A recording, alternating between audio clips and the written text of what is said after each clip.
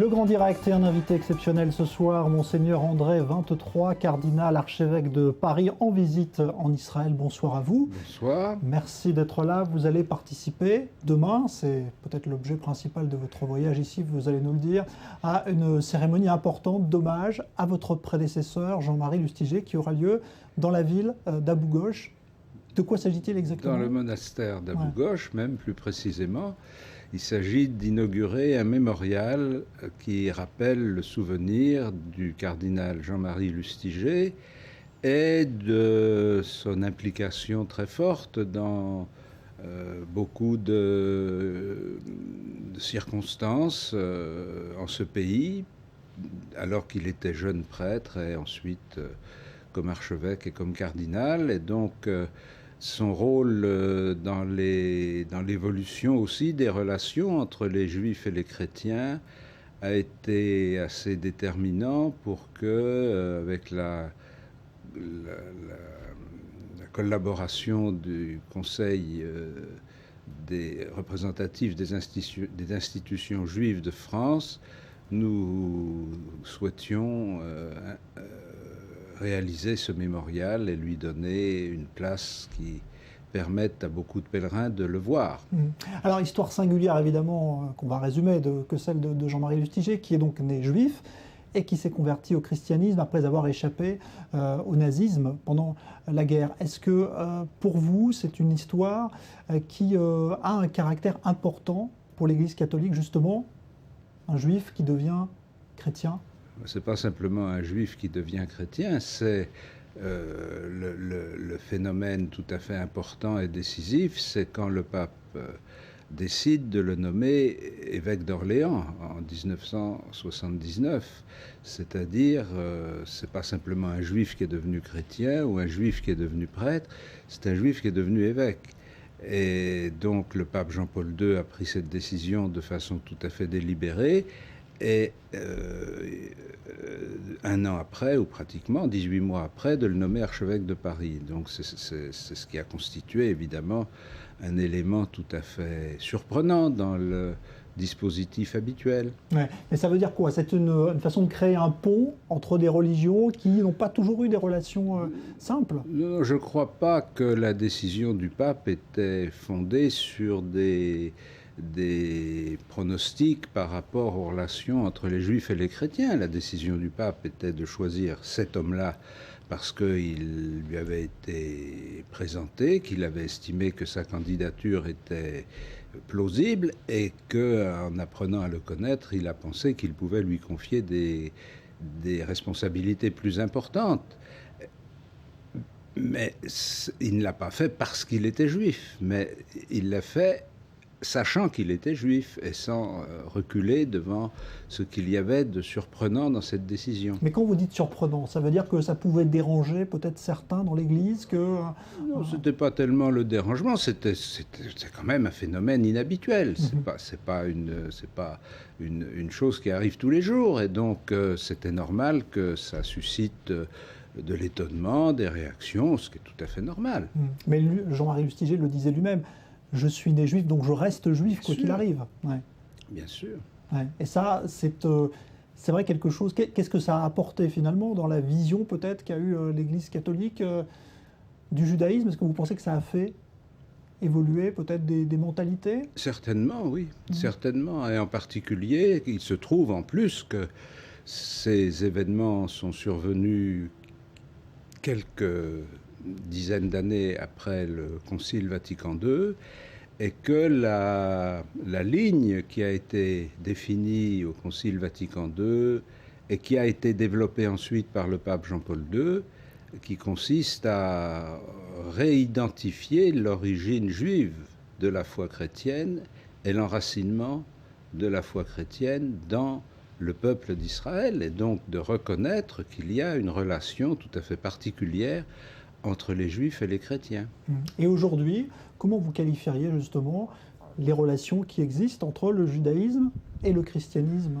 Ça me paraît des notions beaucoup trop abstraites, mais je pense que tout le monde conviendra que ce qu'il y avait de d'inaugural dans les décisions de Jean-Paul II et des gestes qu'il a posés, comme d'aller personnellement à la grande synagogue de Rome ou la démarche qu'il a faite ici au mur du temple. C'était des actes inauguraux d'une certaine façon. Bon. Et la question qu'on pouvait toujours se poser, c'est est-ce que ça continuera après lui? Or, ce que nous avons vu avec Benoît XVI, c'est que non seulement il a continué dans la même ligne, mais il a encore approfondi cette ligne. Et je sais que le pape François, par les liens qu'il avait avec la communauté juive de Buenos Aires, est lui-même tout à fait impliqué dans les relations avec le judaïsme. Donc c'est une ligne continue qui s'approfondit et qui se fortifie. À tel point que le pape François, qui vient d'être intronisé quand même il y a très peu de temps, a déjà annoncé qu'il se rendrait en Terre Sainte en 2014. Il n'a pas encore donné la date, on parle du mois de mars, mais ce n'était pas encore sûr. C'est pour lui important aussi de venir rapidement ici en Terre Sainte? C'est important pour tout chrétien de venir en Terre Sainte, et a fortiori pour le pape, évidemment. Mais qu'est-ce qu'on ressent quand on est chrétien et qu'on arrive ici, en Israël?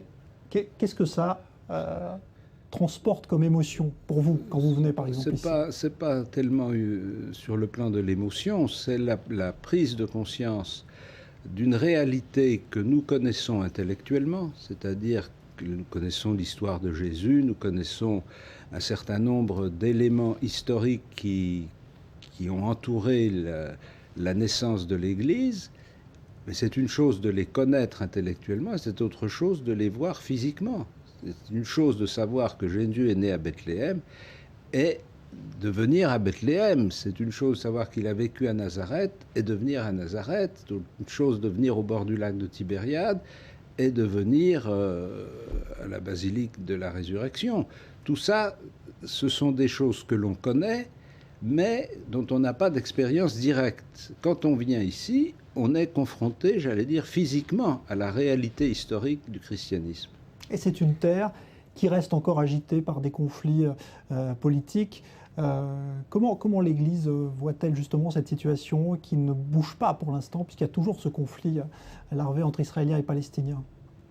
Elle le voit avec tristesse et avec regret, parce qu'elle a affirmé à plusieurs reprises et depuis fort longtemps qu'il ne pouvait pas y avoir de paix sans justice, et donc qu'il ne peut pas y avoir de paix entre des peuples si ces peuples n'ont pas le moyen d'exister par eux-mêmes, et s'ils n'ont pas les moyens juridiques de leur existence. Donc c'est une question qui est posée depuis plus de 50 ans et qui mérite, compte tenu de de l'expérience historique d'Israël et de l'attachement des Palestiniens à leur terre, c'est une question qui mérite d'être traitée au fond et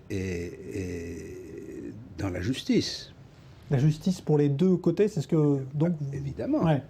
Évidemment. Il n'y a pas de justice pour un seul. Ouais. Mais alors aujourd'hui, la communauté chrétienne, vous le disiez, a des rapports donc apaisés, sereins avec la religion juive. Qu'en est-il de l'islam? Est-ce qu'on peut en dire autant à la lumière de ce qui se passe aujourd'hui dans plusieurs pays musulmans? On pense à l'Égypte avec la communauté copte qui est victime d'attaques. Est-ce que ça, c'est un vrai sujet d'inquiétude? Je veux dire deux choses par rapport à ça. Premièrement, l'islam, c'est une réalité multiforme. Et donc, ce qui est l'islam en Égypte, ce n'est pas l'islam en Indonésie. Et il ne faut pas tout mélanger.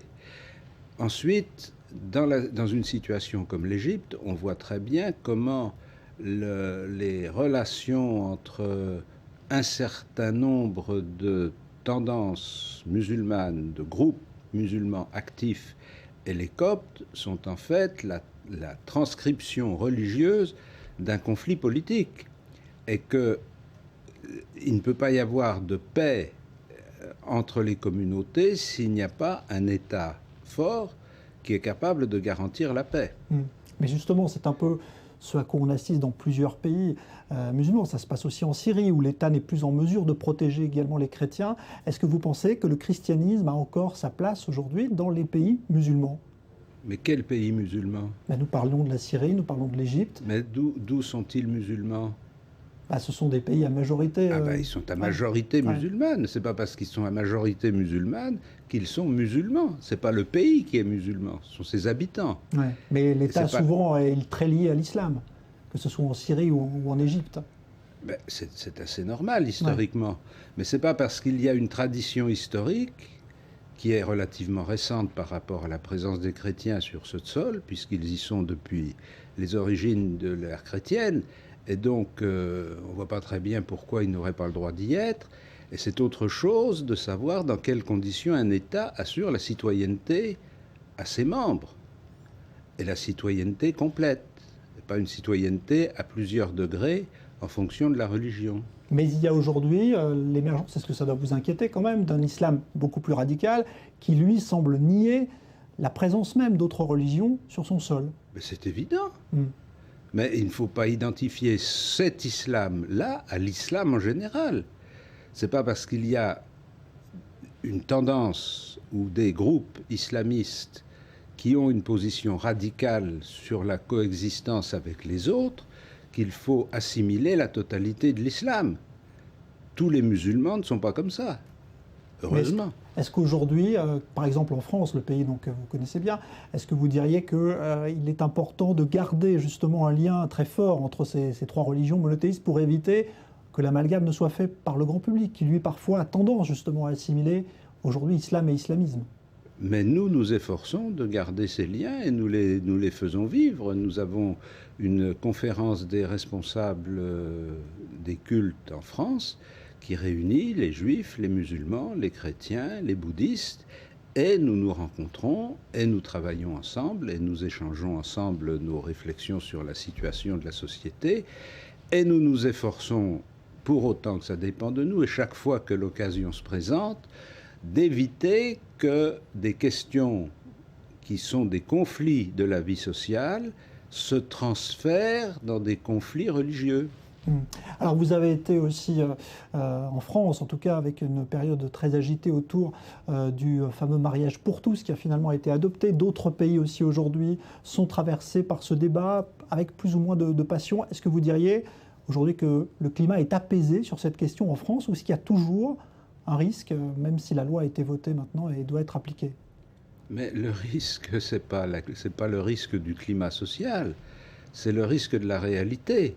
C'est-à-dire, la loi a été votée, elle est appliquée, des gens de même sexe peuvent se marier, on n'a toujours pas expliqué quel serait l'avenir de leurs enfants.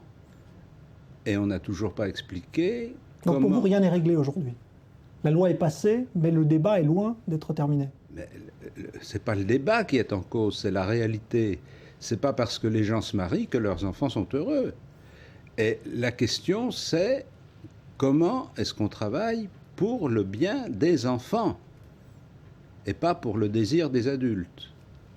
Alors il reste aussi un problème qui agite aussi beaucoup la France actuellement, c'est celui de cette jeune Kosovare qui a été expulsée alors qu'elle était en sortie scolaire avec sa famille vers le Kosovo. Il y a une grande mobilisation. Quelle est votre position là-dessus? Est-ce que l'État a mal agi avec cette jeune fille, avec cette famille?